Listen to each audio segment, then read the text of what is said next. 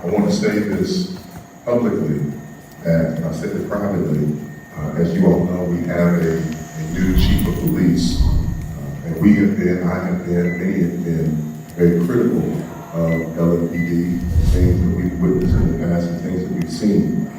But I am not a pessimist, I'm an optimist. I always try to see the positive things.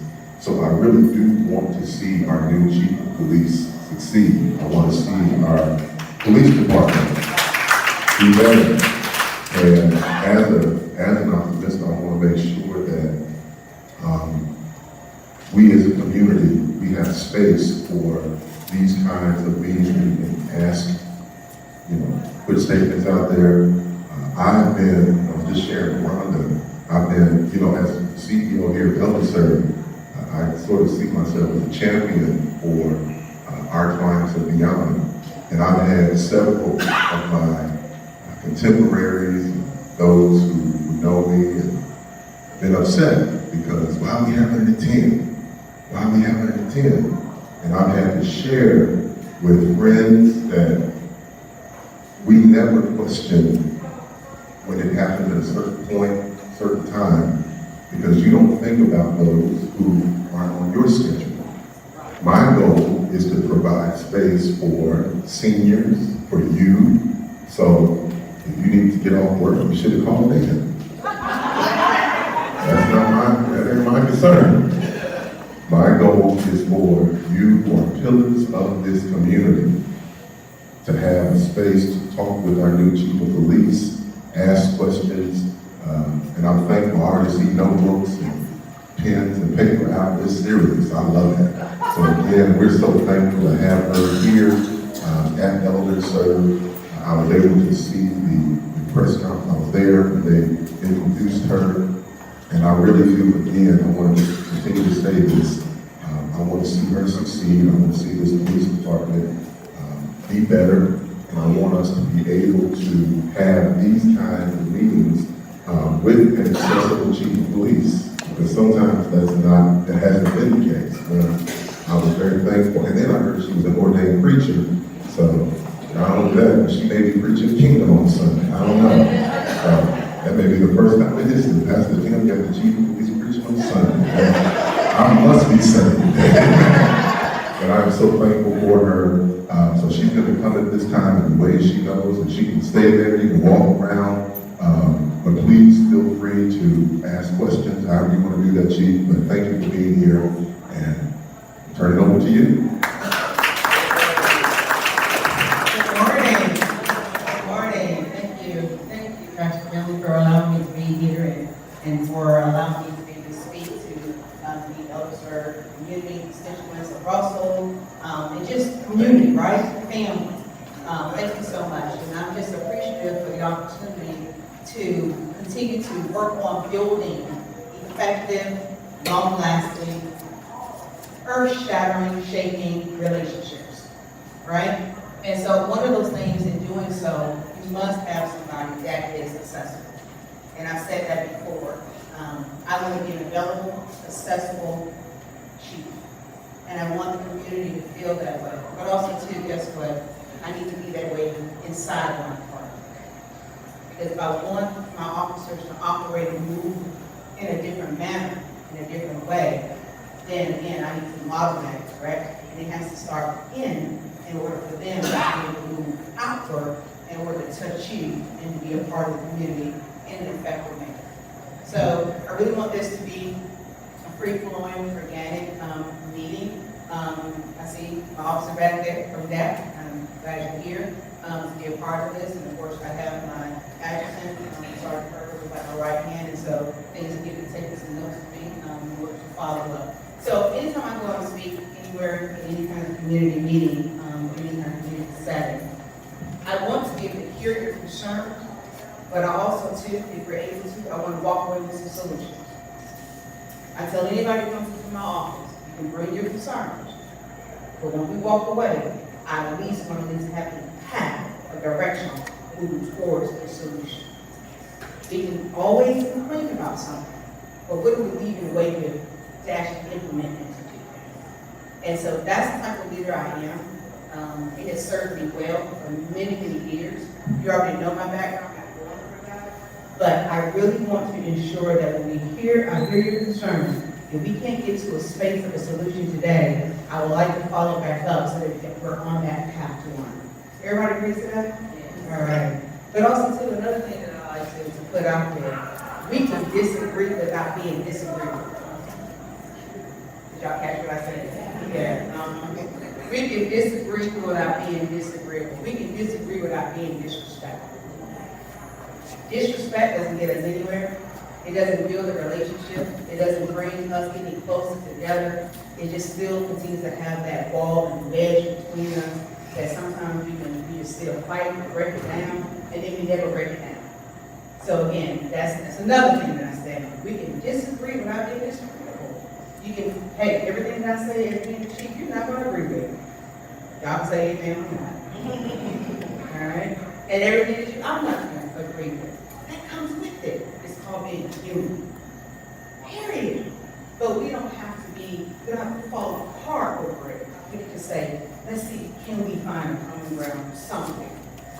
All right? Okay. So I just really want to open it up. I really want this to be free-flowing, Pastor Finley, if you don't mind, because this is your time, and I'm on your time, okay? And so I just would like to take questions that you may have, and then I can just go from there. And let me say this, if I don't know the answer, guess what? I'm not going to tell you anything. I'm going to research and come back. Is that okay? All right, so that really going to be a proper that. Pastor Finley. So I'll start. It's no secret, you know, some of the, a lot of the issues that's going on with LPDs, the fact that we're under consent decree, all those kind of things. And then obviously there is eroding community trust. What are some of the ways that you plan on restoring or building trust within a community that I think is absolutely on edge when it comes to those relationships with LPD officers, the system, all that good stuff? What do you plan on doing to build trust? What you're seeing today, me being here, me working in my schedule, when Pastor Finley was at the announcement, he said, I want you to come to Elderserve and to speak. This meeting happened within a week. I fit it into my schedule. So this is how this one portion of building community trust is, again, having these forums so I can be with the community. And get this, it's not just showing up just when you have a special event. There's not a special event. Y'all just having a town hall meeting and I'm here. That's how you build community trust. There's also too with my officers being available. You're going to see us now calling, and we're going to create this Meet Your Beat Officer, in which we are going to create that particular forum in that space where the community can come in and you actually are meeting your beat officer. We're actually going to be intentional about building these relationships. So when your officer is seeing you in the grocery store or walking down the street, now they'll pause a little bit because now they can recognize the face from the meeting, right? And now you can wave at him. Now you can have an organic conversation. That's what we're going to be doing as far as building more community trust. I need from my officers, and I said it repeatedly in some of the other media outlets that I've interviewed with, that I want my officers to show up in the churches. I want them to be able to come into churches and stand in the back, not interfere with anything but wave at the pastor and just be present. That is it. I just need for you to understand that we are a part of the community because we are a community. And that's another layer of building community trust. But also, too, you need to know your division commander. Your division commander should be at your resource officers, and your commander should be at your neighborhood meetings. If you're having it once a month, they should be present to build those relationships. But also, too, you're seeing now more of our officers getting out of their cars walking. You're seeing them on patrol, not just going downtown just for a parade or an event. They're actually having the horses down there just doing direct patrols down out of their cars and being more visible. That's building those relationships. And then what is community policing for the Lord? I'm going to be honest with you. I'm not looking at what another state is doing. I'm doing what is right for our city. Does that make sense? What you know? How can I cater to you? And I think sometimes we get coming block down. Oh, well, they're doing that in California. They're doing that in Chicago. What's right for the Lord? What makes you feel that we're actually connecting better with you? Right? We may need to be, we're actually doing, stop the violence initiatives, and we actually have one tonight at 6 p.m. And Chuck did give me that address, and I want to put that out there to the meeting right now, because you may want to come by, that we're actually going to be at a Kroger parking lot, and we're actually putting out actual crime prevention methods, techniques. We always do give away food. We're always, we have face painting for children. We actually got somebody that is going to be there to do the rooms for the kids. We also do have a DJ. We're doing that now every 2 weeks. We're going to places where our hotspots are, and we're setting up to engage the community. LMPD hasn't done that before, but now we are. Am I right? But now we're doing it. Because my people know the importance of connecting to the community. And you'll have your supervisors that are pull aside if you have concern. It's like having a candid conversation with your supervisor. So those are just some of the snippets in order to build community roots and actually building that trust. All right, any other questions? I just want to ask everyone, please keep your comments to 2 minutes. Please keep your comments to 2 minutes. Be respectful of everyone's time, because others might have a question, and we don't want to get a long debate like that. But so, thank you. 2 minutes, because I've got my watch on, and I'm good at redirecting, okay? Next question.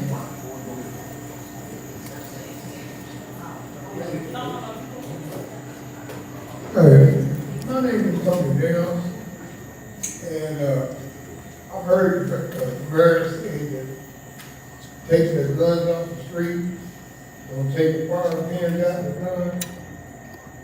Another person get their guns and buy another firearm gun. The guns back on the street. I've had break-ins at my house, and my gun has been stolen, and I've never heard any more about it. I don't know if it's turned over to the state troopers, and that's another problem. And I don't understand. Turn it over to the state troopers.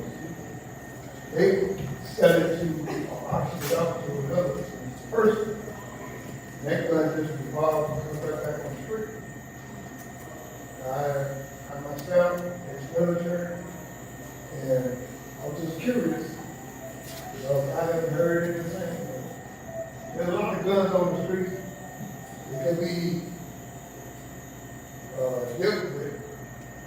You don't take AK-47 to social media.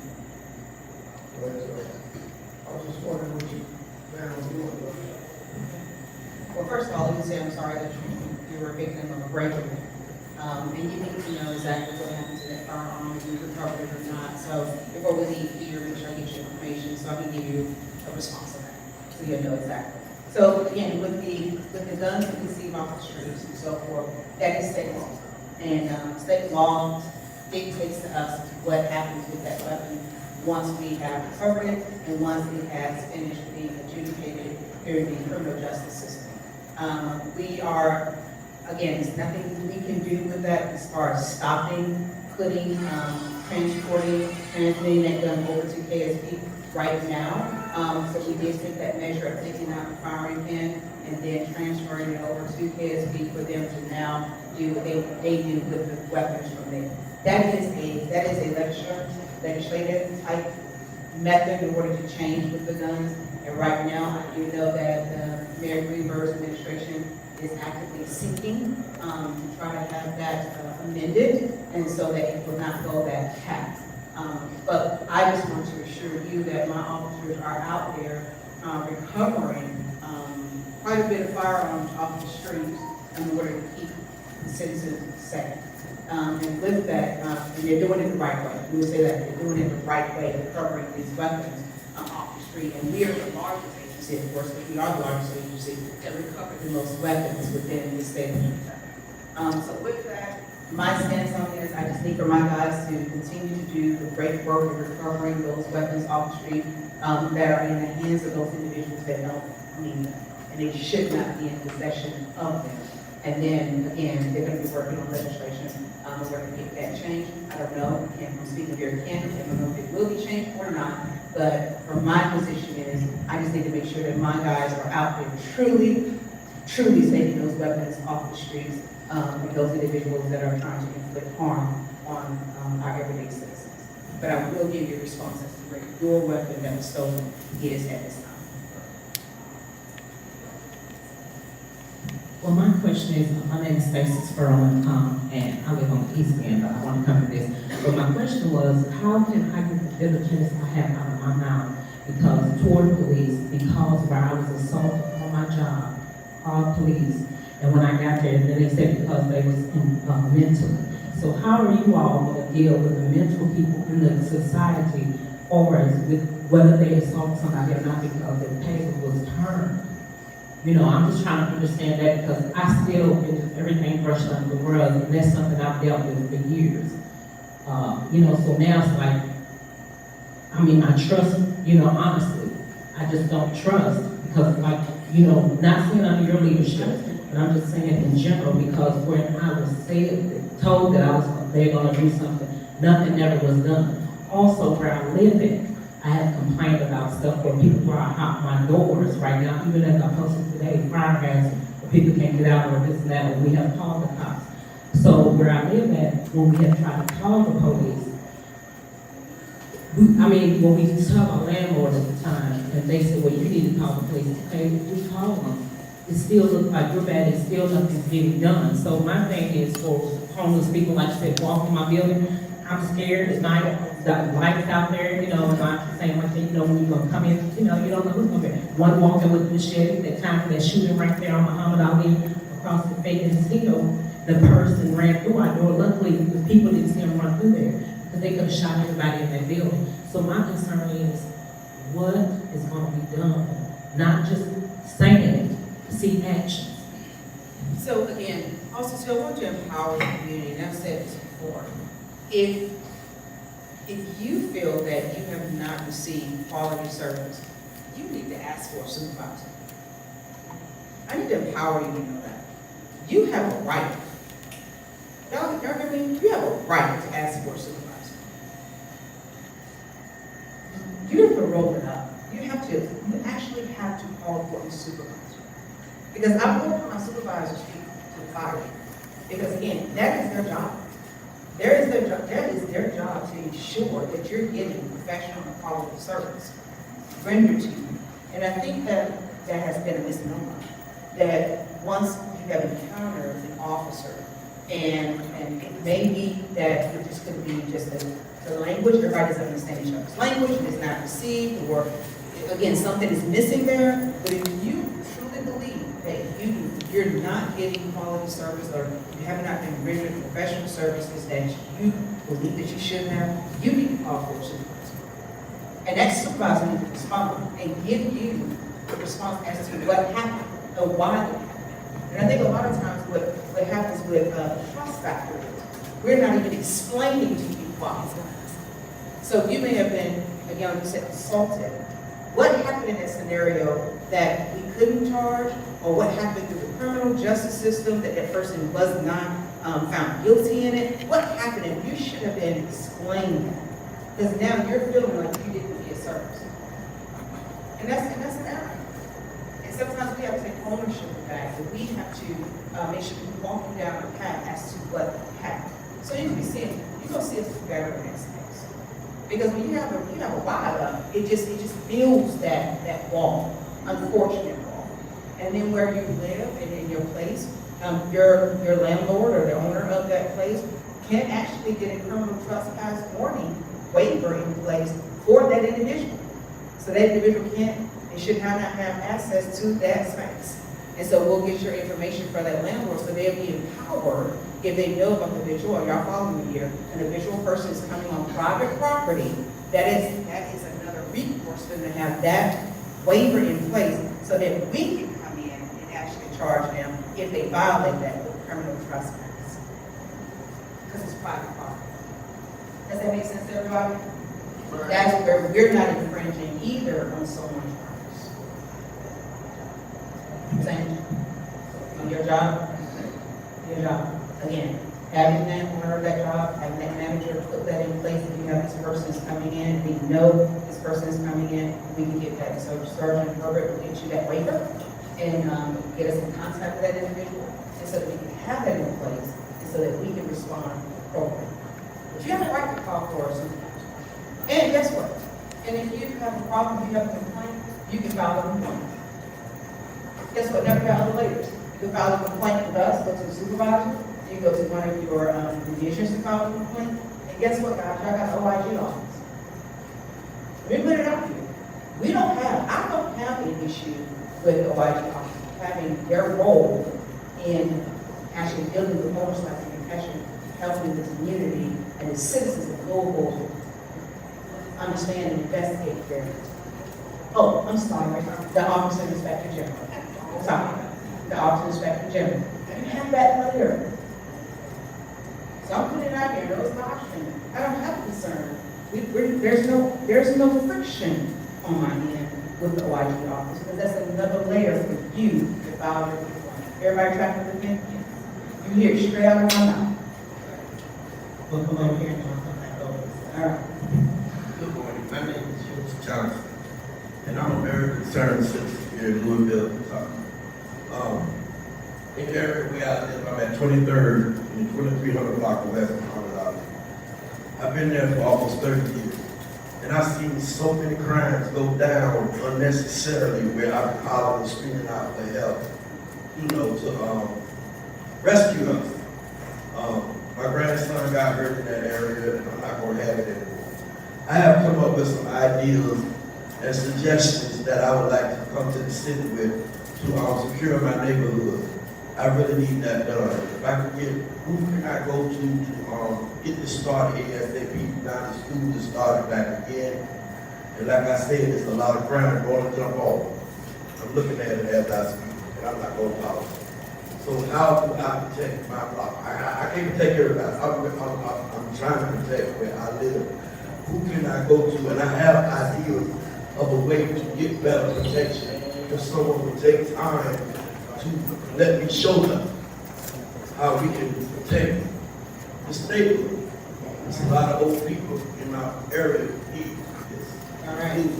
So we're going to connect you with Officer Avenue. And so he's going to be able to hear your concerns. Yes, I'm so grateful. So wherever I go, I think they have some great resources to show up and actually support me in this effort. And so Officer Avenue, I think, can get with you and actually hear your concerns and see how we can navigate addressing those concerns. And again, I feel you're passionate about your community, and you should. You should feel passionate about your community, because guess what? I said it and I say it again. You have the right to go to church, go to work, go to school, go to the grocery store, the gas station, at any hour of the day and feel safe. And feel safe.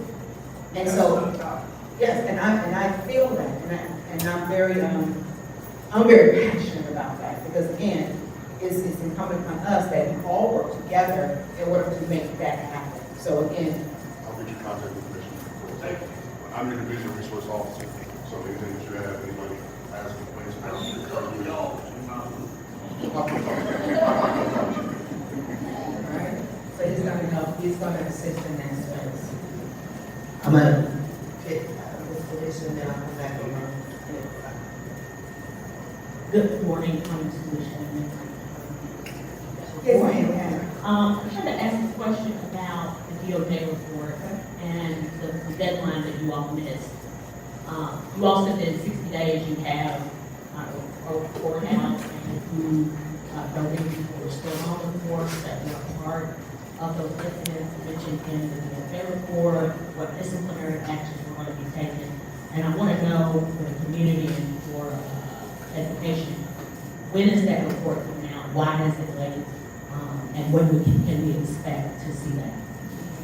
So thank you for your question. And as we know that there was many things that were going on in our city at the same time, and so many hot button issues that we had to address. Our city has been very robust in dealing with some high level situations. So with that, the report, for my report, I will be coming out very soon. Very soon. And with that report, you will be hearing from me, again, my position on those cases that I reviewed, and my actions, and where we are today. And then the officers, I'm gonna take advantage of this and say this.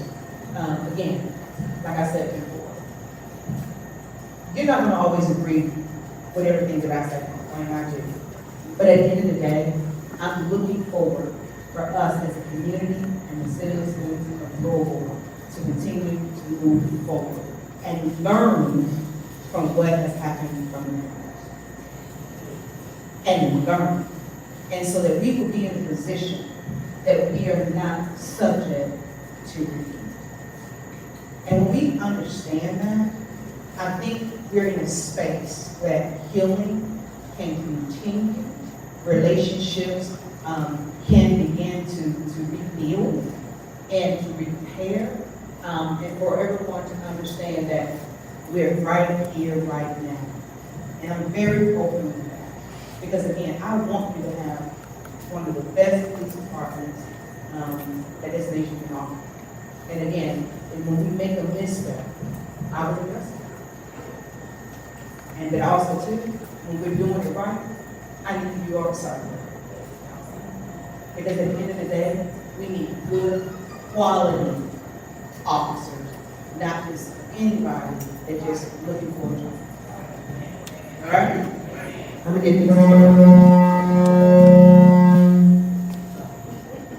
these two young ladies on, and then we're gonna put some questions from the live stream, and then we'll come back.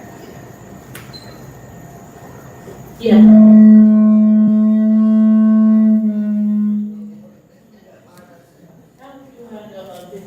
When you have an addict that goes out and sells their firearm weapon to the guy that sells the drug, and he sells the gun to our children, and you know about it, and you call the police, and the police do come, but does nothing when they could have retrieved that gun back.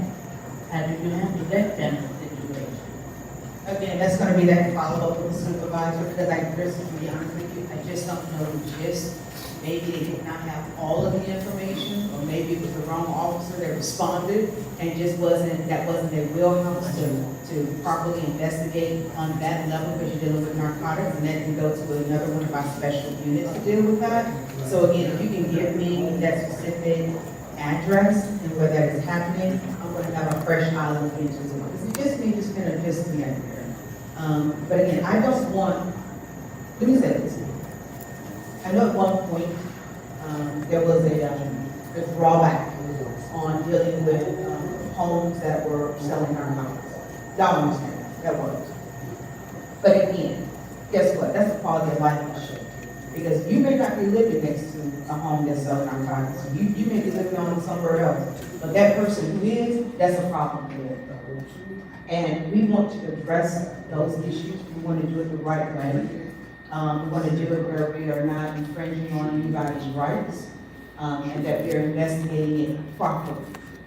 So again, those are quality of life issues, because I just need for our children, and you've heard me say this, I want for our children to be able to play in their front yard and their backyard. That's right, that's right. Without trying to pick and choose what that looks like, because they have somebody that is actually selling narcotics, moving weapons, and being violent. And so we have to think a little bit broader and deeper, because again, our children have a right to be able to sit on the front porch without being in fear. And so, so you'll see us address that. That's why we launched the narcotics hotline number. If y'all recall maybe 2 and 3 months ago, but also too, never forget 502-574-LMPD. That tip line works. And we need you to call it in for us to do our due diligence in looking into those concerns. We're doing it the right way.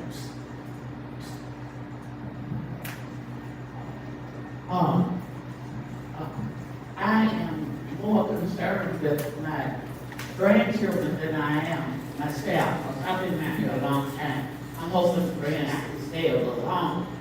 I just wondered if I heard that you were a minister, and I got excited about that. And I'm just wondering if you could get some help. The Louisville is known for churches and preachers. if you could get some help from our ministers. Because we do have a lot of parents and children that attend church. And that's where your goodness and your, well, I ain't gonna get into scripture come from. But I'm just wondering if there was some way you could get a group of them, which we have a lot of them around in the city of Louisville. I don't know how long it's been here in Louisville, but we got a lot of priests, a lot of churches. And some of them are pretty heavyweight, I hate to use that word, but anyway, can help you to get to these people that's doing all these crazy things. Yes. Great question, and I do know that we have a lot of churches, have a lot of ministers, and of course, we have like two, right? Bishop Lyons and Pastor Finn. And so with that, yes, galvanizing all the ministers together and to be on the same page. I do have an idea, and I'm going to pose that with a large ministerial command presence. And so I'm hoping that they'll embrace it. I don't want to announce it right now because I really want to give it to the ministers. I believe that if we all come together in all churches, all walks of life, all faiths, right? Not just certain, all faiths come together. I believe if we stand on this platform and be unified, I believe that we can see a shift in how our children are responding, and some of the violence that we're seeing. So I'm encouraged by that, and so the ministers will be hearing from me very, very soon, because there's something that I think that if we all come together and do it collectively, and I know I have some bodies right here to help me move that initiative, I believe that we can start seeing even our churches be more unified and be on one accord. And with that, you can grab the parents, and then eventually you can grab the children. I know how it works. It's just that we just got to be very intentional. Let me say this also too. We can start something and be hot and heavy, and then we back off. We in Louisville have to be consistent. Yeah. That's what makes you change. We have to be consistent. Your LMPD officers, they have to be consistent in how they're interacting with you. You're gonna always have some that, again, unfortunately, that goes astray. Again, we'll deal with that. But we have to be consistent. If we're consistent in our method and how we approach certain scenarios and situations, then we can start seeing the changes. One of the things that we're doing for our youth, I have now 26 officers, including a lieutenant and 2 sergeants who have been certified in the GREAT program. That is Gang Resistant Education and Training.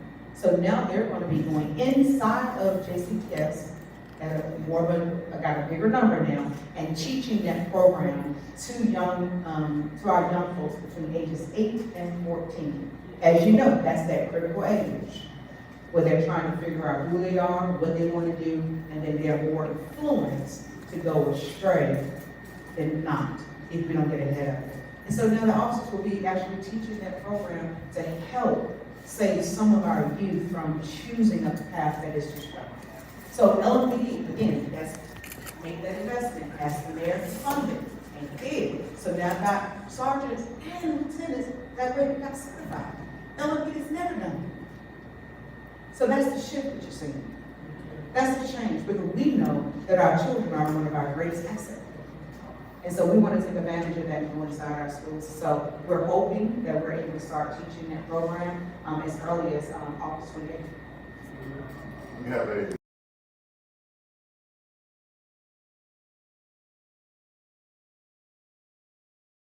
across the hall from Free Mental Health Office in the NIA Center. This is impeding access to services.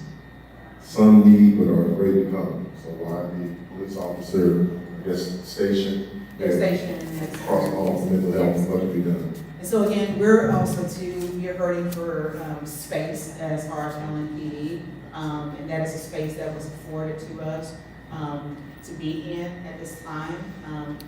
I hate to see that. I hate to hear that we're impeding some services. So I have to go there myself personally and actually see, is it something that and I think that the young lady asked me that question before, if I remember at another event, do we need to frost the glass for others to feel better by coming in or something of that nature? So we may have to do something cosmetically so that they will not have anybody feeling resistant in coming in to get services. So I'm willing to do that. I'm willing to look at that. If anything we can do to shift inside that space while we're still in that space, but do something that people feel comfortable, and we can look at that. And that's gonna take funding to do it, but we can look at it. I want to be obedient to Jackie because I didn't want to ask a lot of questions, so I was taking my time to ask everyone to ask a question around the matters. And I'm just bringing out some questions, and I want to give you answers in regards to some of what people are saying in the community. And that's with bodies, someone deceased, leaving them uncovered, and it's traumatic for families to have a sheet or something to cover that person up. Response time, this problem with response time, as far as you want to answer that. Okay, so, I was working on homicide unit, before, and again, that's a delicate situation when we have a homicide. So it's tragic in itself, and I know it's traumatizing when that unfortunate, the decedent is out there in the open. So with that being said, we have to be so careful not to disturb the scene. Right. That is the reason why we can't cover. That is the reason why we have to be very careful of how we even approach the scene. So we have screens that we're able to provide to the scene, and sometimes we just can't get them there quick enough because of time and traffic, and it may be by a crime scene, it may be on a different call. And so that is the reason why we can't cover the scene. Do I want to? Absolutely. Absolutely. And that is the reason why we try to corner off and make sure that we put a crime scene tape so that people cannot get close to the area if possible. But that is the reason why we can't cover. Even unfortunately, even if it's raining, we still can't cover the scene because it will tamper with evidence. And we want to make sure that we collect as much evidence as possible in order to find the person who perpetrated that heinous crime. That's the reason why. Then another one is response time, particularly in the West End, that I know of a case when it was over where Maggie Jones, there was 100 kids that were fighting, and she called police. It was an hour before anyone showed up, then they had dispersed. But I mean, that was a hazard, it was dangerous, guns could have been used. So response time as far as activities that's taking place when a call is called in. Another one is, well, personally for me, because I belong to moms and sons of Berlin, not know you familiar, and I'm familiar with Detective Donnie Burbank, and I in fact had him come to the Bishop's paper. I requested from Major Henley, and he did, because we have too many cold cases, and in this case, that he was trying to explain how they deal with cases. I don't know if they are also given to you for you to look at cases in regards to cold cases, and you were saying they get in touch with a family member. It's up to the family member to let other families know, but you may have different families. In my case, I'm on one side, the family is on another side, and I don't know the telephone numbers of that family. I'm calling in regards to myself and my family. And then I had a side conversation because my niece had like 3 different detectives. One left, one's fired, one is not on the case again. And Chris, he's been very responsive, Rutherford, in regards to him. My problem is with your head detective, Donnie Burbank. He did come on, he called, had a side conversation with him after the meeting at the Bishop's table. And he knew my niece, he knew all the players, what's going on. But at the end, he said, I don't have nothing for you, sweetie. I have told him several times, my name is not Sweetie, Maggie, the sister of your mama. I'm Miss Maggie. And I told him that. And it irritates me because he said it with a smile. So as far as your officers in the community, how they address people in the community, put some respect on their name, especially our elders. So in regards to that, a follow-up as how they approach, how they talk to people in our community. You talk about building trust. That's why a lot of people don't trust the police, because they don't live in our area, they're from Barton County or whatever, and they don't see us as people. And that is a problem in our community. So we would not have that trust. So it goes both ways. Even when you had that at Kroger's night out, they all stand in one corner. And they say, well, did you approach them? It goes both ways. Approach us. Talk to us. Who are you? And introduce yourself. I'm an ambassador. I went through the training. Talking about the ministers. The people on my block know me. We had a shooting. They called me. And I called the trauma people to let them know what was going on. So we're saying we got to build relationships. We got to unify across the board. And that, and be respectful of each other. Absolutely, absolutely. I'm big on respect. I actually require respect, and I want you to require respect from all. It should be yes ma'am, no ma'am, yes sir, no sir. It should be. It should be yes, mister. I'm big on it, because at the end of the day, and I'm big on it, you call me chief, ma'am, yes ma'am. Those both ways. So again, you're seeing a little bit, you're going to be seeing more of that, just reeling that in, and not for people to feel that we don't have that respect factor for the community. But again, it goes back to, what are we saying? Are we rolling that up? Are we addressing that in real time? Because I should have known that. So then I should have inserted myself. See, now you got somebody to use it. Use it. Use it. Because again, I don't want you to feel that you were disrespectful. Because again, we want to actually navigate and be more respectful and building this trust factor. Let me go back to your response time. So when the call is called in, we don't immediately get it. It goes through the proper channels through E911. We only get it when E911 releases it to us. Now, for that scenario there, I don't know whether that was backed up, whether there was a shooting, whether there was a homicide that time, and response time was slow. But I think sometimes the community feels that once you call, it comes directly to us, and it doesn't. It actually goes to E911, and then they triage it as such, and then we receive it, and then we respond. And so with that, if you remember the date, I would even go back and do some research, get with Sergeant Herberson. I can do some research on that. With our cold cases, we are doing much better in trying to wrap ourselves around moving those and looking at those much better. Again, they're short-staffed, but we're trying to navigate a little bit better in that space. I'm happy to say that in the funding for our DNA lab, we're actually able to push out evidence to an outsourced lab in order to get those results back. We didn't have that before. So a lot of our evidence was held up because the state lab was short-staffed too in processing the evidence. Now we got quicker return by us having funding to get those results back quicker. So we're looking at getting results back as early as 6 to 8 weeks. That is phenomenal.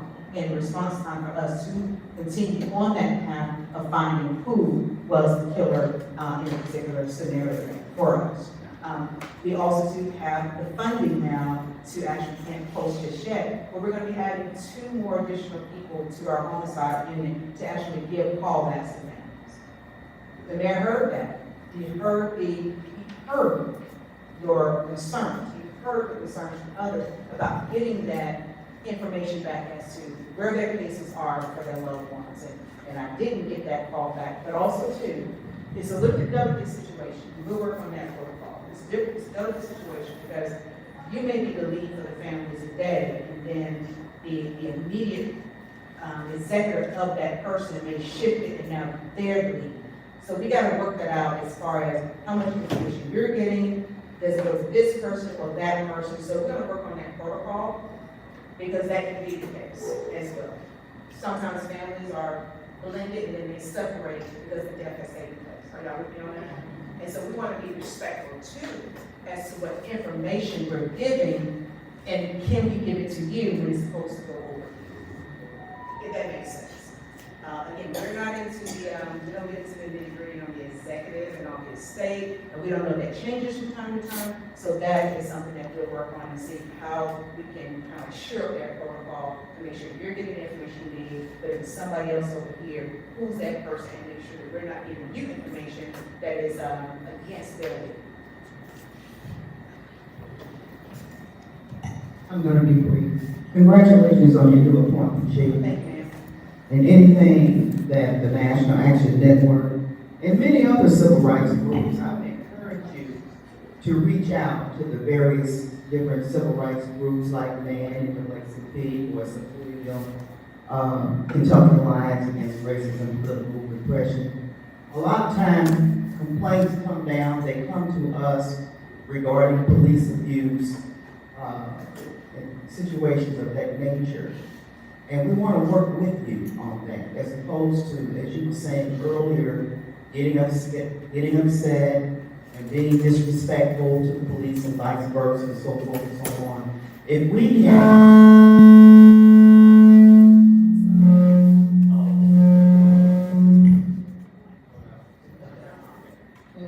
can intervene sometimes and kind of buff certain situations, not all, because if it's police brutality, that's a whole different ballgame that we have to step in and speak up and speak out. So we want to work with you any way we can. Now, I'm going to shift to the next question. Do we have a youth curfew? If we do, is it being enforced? If we don't, why? And if we do, why isn't it being enforced? So that's kind of a, so do we have a youth curfew? And what is it if we do have it? Because we have a crisis here in our city with the lack of parental accountability, and young people are running around, committing crimes, and it seems that there's no accountability. What is the situation? There may be something that I don't know about, or you don't know about, that's happening. Could you speak to that, please, Chief? So, I'm hearing the consensus that this community is pro-curfew. So much. So.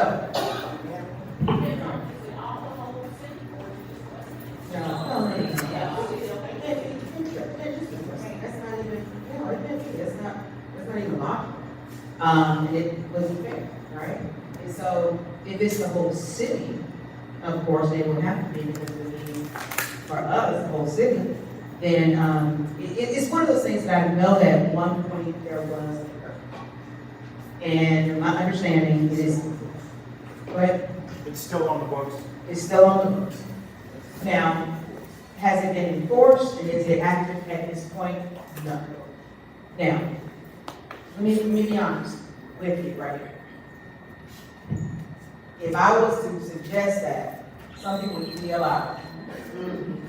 Are y'all right? Are y'all right? Some people be allowed. She be the first one to be, she be allowed. She be like,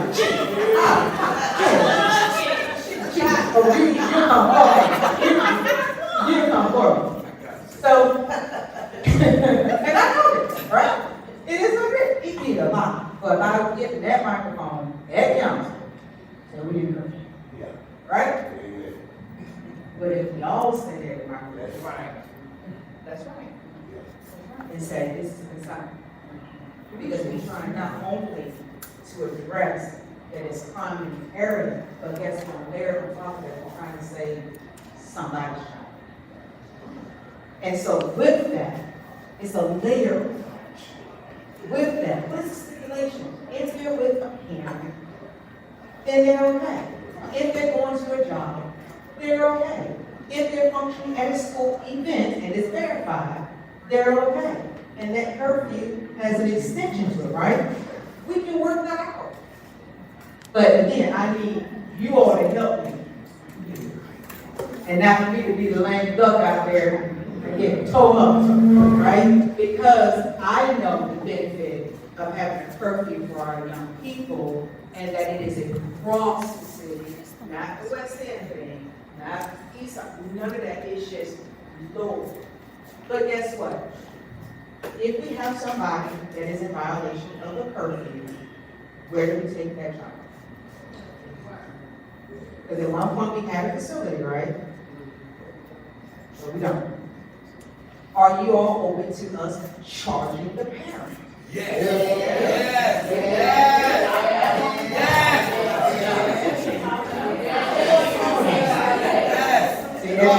that's okay. But again, we have to look at that and ask, what does it look like? Because if your child is not with you and they are doing something or they're out, what is the recourse? And we can really have that good working workshop on this, so it benefit and everybody's calm. I was just gonna say, I used to work in abuse, child neglect, and those types of things. The CPS, the Department of Community-Based Services, right? So, what kids need, they don't need, no offense, they don't need the police. They need a social worker. That's what people need. That's right. They need social work. That's right. They need someone, you can go to the court designated worker downtown, and you can take out a petition on your child if they're beyond control. But do you want to do that? Like, I think that there needs to be more resources for parents to figure out how to take care of their children. There needs to be more mentoring from the people who know how to take care of children. And they don't need police, that doesn't help. Charging the parents won't help. You're just gonna have LMDC full of parents. Okay, so I don't always think the police is the answer. I'm not against the police. I used to be a prosecutor and I would lock them up. Okay, I would lock the road killers up all the time for 4.5 years. Okay, but the thing about it is, if you treat people fairly and you treat people justly, I've had people come to me later in my career and say, "Do you remember me?" I'll be like, "No, there's 1,000 of you and only one of me." They thought they thanked me. He said, "You straighten my life up." So it's not necessarily always the police, and I don't think we need to lean on them all the time. We need to work with them to keep the community safe, but we need more social workers in the community to help parents. Because I think they're without a lot of resources, and they don't know what to do. We're working on the assumption that every child out of the street has parents, has a home to go to. We're not considering foster care. Okay, but we have to do something.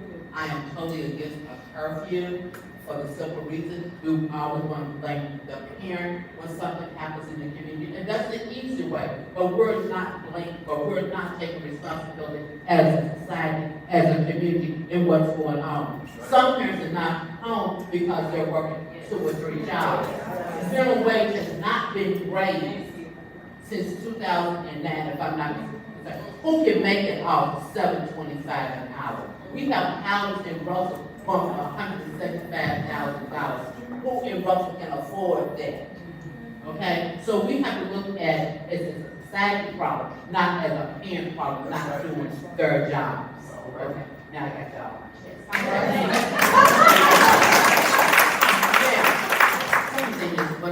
Two things I want to say right there. I want to know how the mayor, the superintendent of schools, Marty Polio, and you can have a meeting and make decisions about the safety of my children, my grandchildren, without having impact, without having me voice my concern. Because, no disrespect, but I say what's on my mind, none of them was seen. So how can you make a decision about my child's safety That's right. without my input? That's Because what's going on impacts me and my children. And the second thing I'm shutting down. Second thing is when there is a crime, a murder in the community during school hours and the buses are rolling, I see no way preventing those kids on the school bus to see what's going on. So if there is a system in place, it needs to be used because I don't want my granddaughter, great-granddaughter that's 8 years old, further traumatized by seeing her body laying out in the street, our police cars going every kind of way, and she knows that there's a crime. So, That's why I'm here today. That's why I told her I got a great idea. And I keep that in my life. I promise you, Miss Jackie, you dead on cue what I'm saying. Evidence right there. I You got promise you, what I'm gonna do for 2300 block, mine's gonna be safe. Evidence got you. Thank y'all. So with that, to answer your question, so with that, the mayor, Dr. Foley, and myself, we do have, we meet, and we're always trying to strategize how we can support and take care of our children.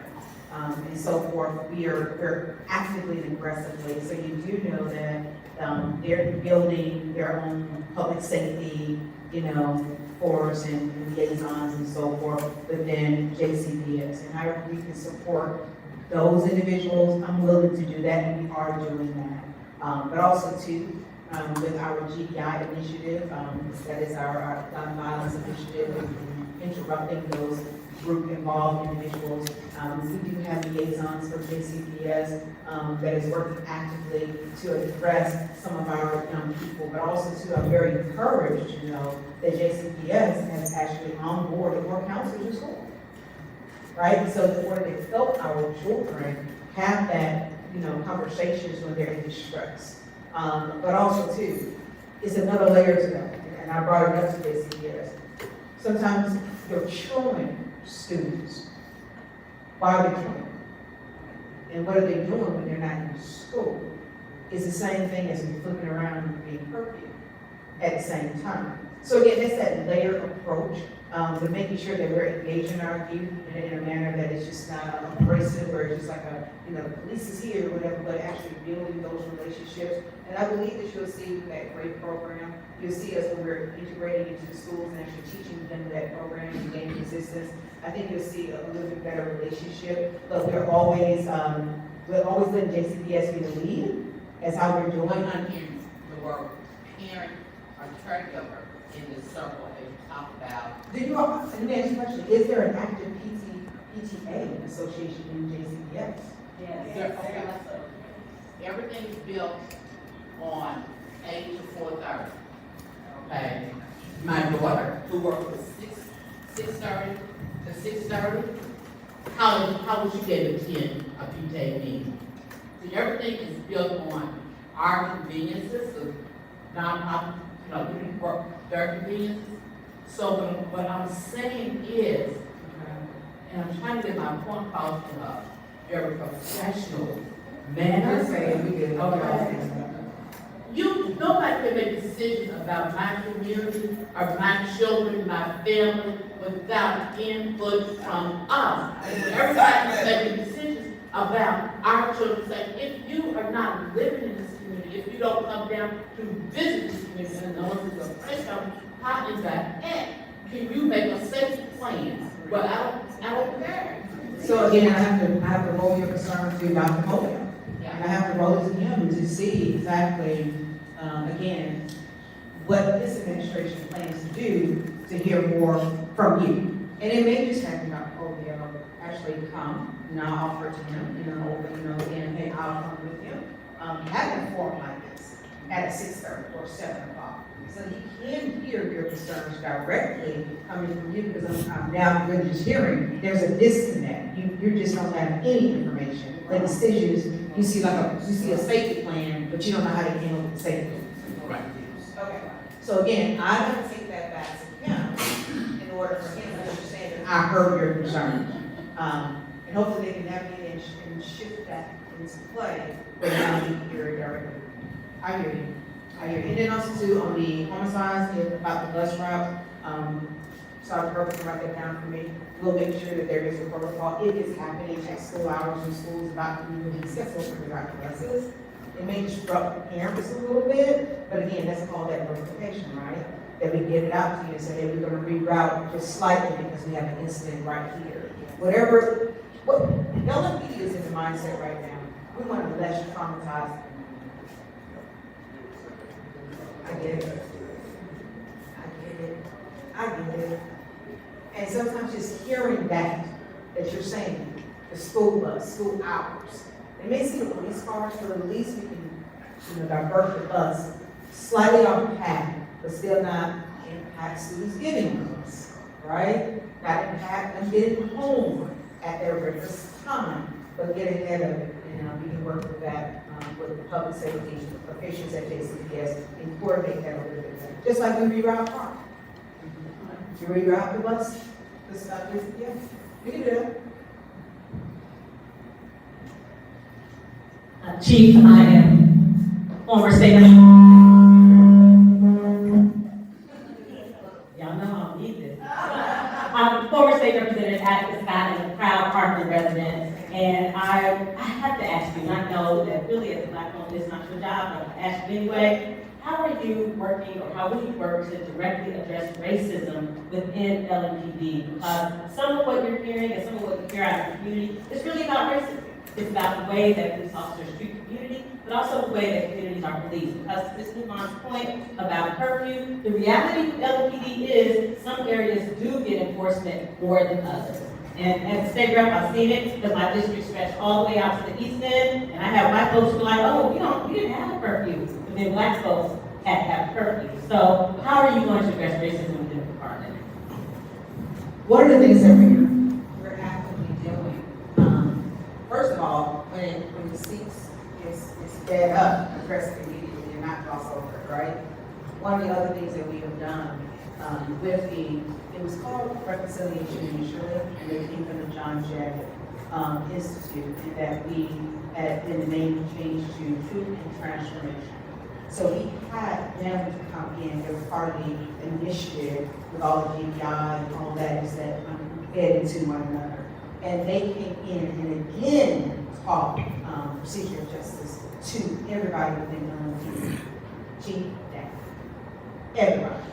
And so again, one of the things with that is talking about racism, talking about trauma, talking about really what happened here in Lowell, talking about the broad scope of people having their biases and never really addressing them, but yet still being in this depression. Truth telling. See with that. But one of the things that I really pushed back on initially, it was going to be that we were going to be teaching in our sectors. I said, I need somebody else to teach us. Because I wanted to have that legitimacy behind it that said this individual came in and had this particular class. And I said, we will schedule it, we would change schedules around here, we would make sure that everybody went through it, and I am pleased to say that everybody had that class. So again, continuously to teach and educate within LMPD, again, procedure of justice, calling it out for what it is, and actually having our recruits to make sure that they have a very great foundational understanding. Again, you can hire somebody and you really don't know what's there in the heart, but eventually it will seep out. And once it does, address it. Exactly. And also another layer of that is, if we find it, we need to actually investigate it. Period. And that's what I want my officers to embrace. I want you to see us as human, but also to vice versa. I need to see you as human as well. And I say that often, and I really believe that, and that's how I carry myself. And I'm hoping that you'll see some of that change. But actually deal with those racist issues when they're coming up, but actually teach it the way it needs to be taught as well. And so that's how I'm dealing with it. That's how I address it. But it starts with recruitment. I can't wait for you to graduate. And then now we have buttons. And then y'all know my background is training. I ran the training there. Biggest training we have in Atlanta.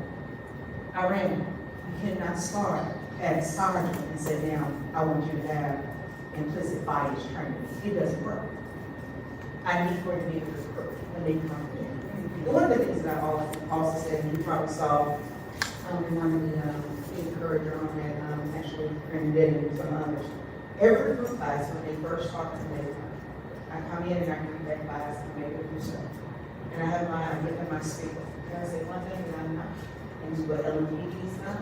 I said, we want you and we need you to bring out desperate. And then I said, if you feel that you're desperate, then this is not the place for you. If you can't abide by the rules and regulations on and off duty, it's not the place for you. And I said, I will respect you more. Get up and leave right now, because this is not what you want to do. And I will. And I sang. We need you. Ask them, you get asked to recruit classes and everything. And I will. Because again, at the end of the day, if I become desperate, then I'll take in everybody, and then you'll have to in everybody. That's who I am. So it is what it is. So sometimes you don't know that, you don't see, because you're not in my everyday, right?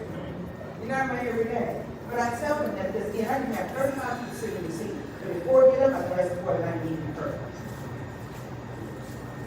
And then along the path, if I drop down to 20, those are 20 that I need.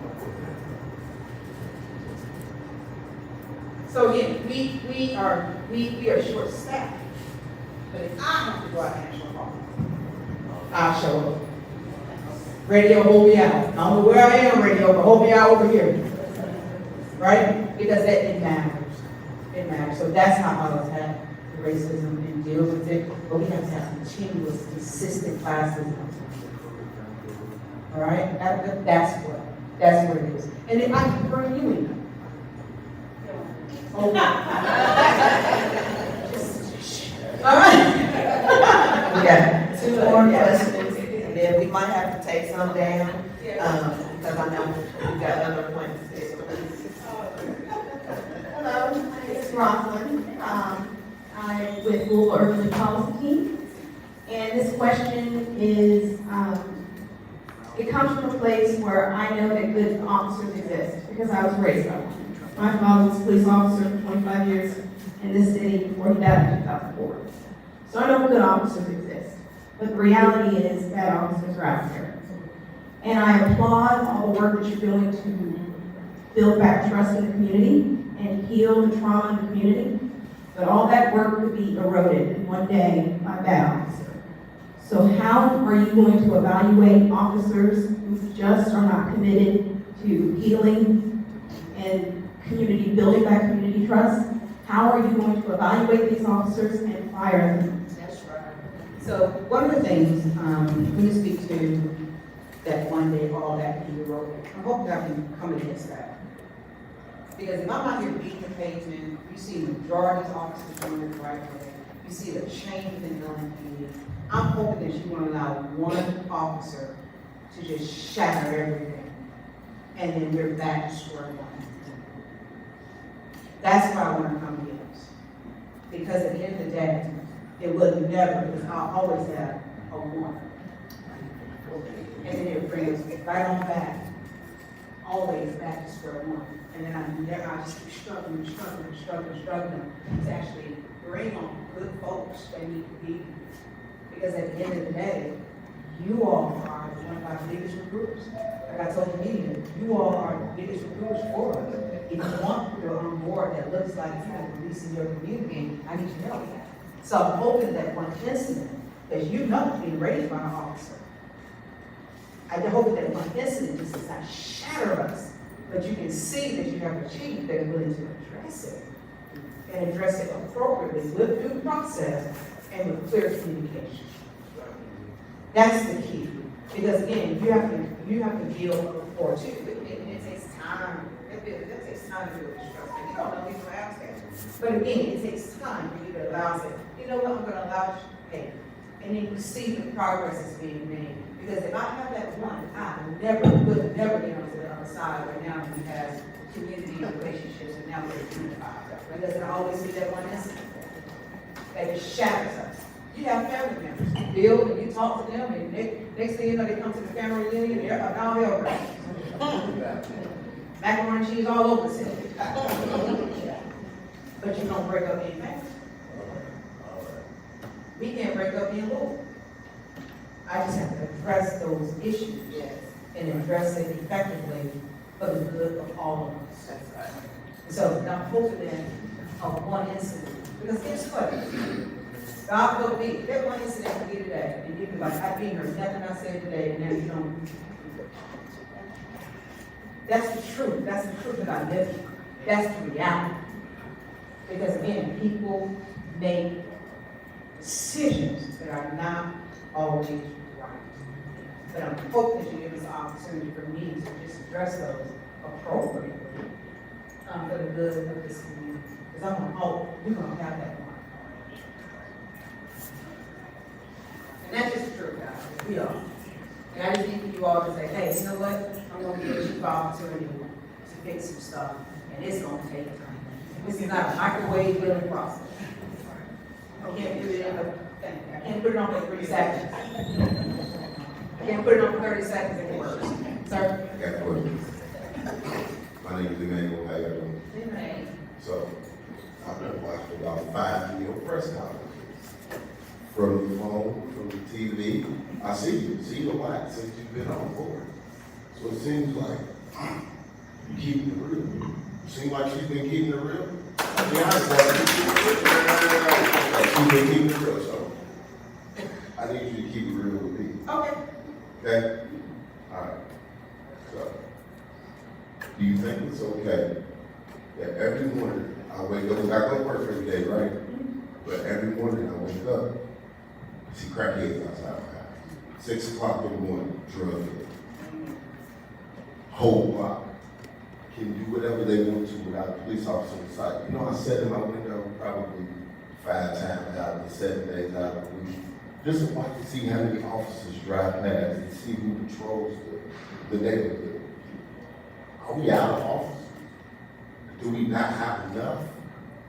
That's where the big question is. Yeah. Is there not enough people to even patrol the neighborhood that we got going on? Because you can try to fix all the crime, but how can you fix the crime if you don't have enough people to even see the crime? So if you have a murder over here, you have 75 officers at this one murder scene, but then everybody else is free to do the rest of their crime while they at this murder scene. See, like you have to, I'm kind of young, you know what I'm saying? So you have to look at it to standpoint like that. That's what I see. So you know what they did, the no knock warrant, right? You remember that, the no knock warrant? Now they don't gotta knock before that now they have to knock to give them a warning so they can flush their door. Exactly. I don't understand. Why would you know what I'm saying? Like, boom, flush our door, we coming in. But also don't injure people in the house, but you work in without people knowing. Yeah, that too, but the way that the law is set up, it's making it to where they can sell dope freely. And one of us got a call to tell them that they sell the dope because there ain't enough officers to pull up fast enough to get them before the plane goes. You know what I'm saying? So I too hear your stressful voice. Again, I spoke to this earlier about the narcotics being sold in any community is a part of life issue for those that live right next to their right. Because again, it does impact youth. But how we address that is how we address that element is very important. So my officers, if we are addressing those issues, we got to do it the right way, and that it doesn't appear that we're over-policing. It doesn't appear that we're infringing on anybody's rights, and that we're doing it the right way by the Constitution. Period. But we need to address it. So what does that look like? Again, I need that location so we can put eyes on it. But we do have a shortage in officers, and we are sometimes stretched. But nonetheless, we are able to deal with quality of life issues as you have brought up. Because you don't want that element outside. I don't know if you have children, but you don't want that element. You don't want your children seeing that and being impacted by that environment. Because again, they can. And it's not right. It is not about how we come into your community, how we address that. Because guess what? I can address that issue without setting the whole community.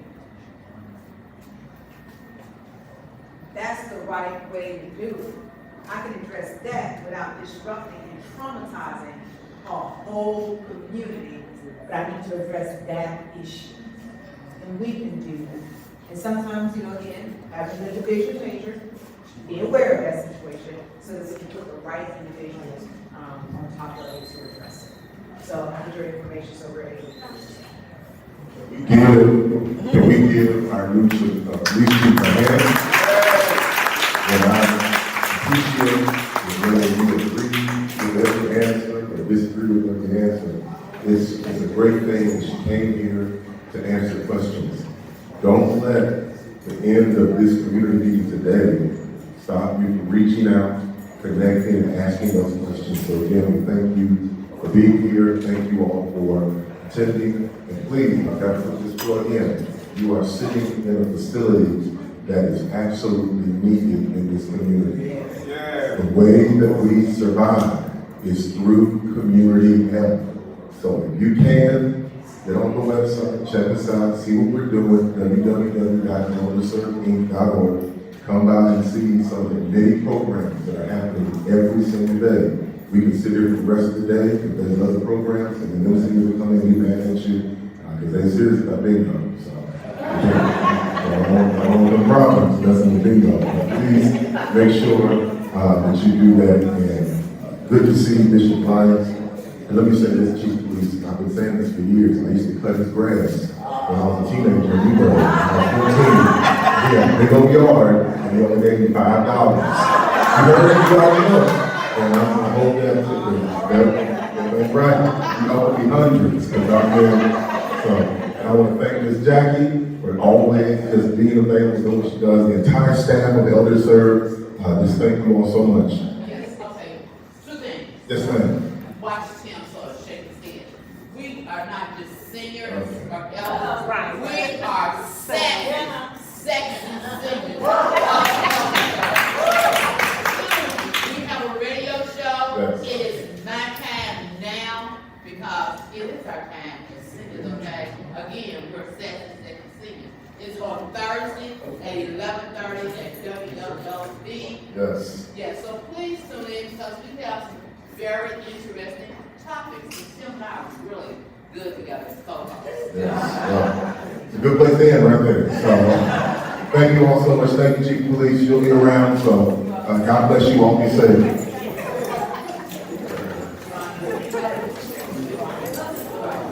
If you do nothing else, If you do nothing else. Do nothing else. If you do nothing else. If you do nothing else. If you do nothing else. If you do nothing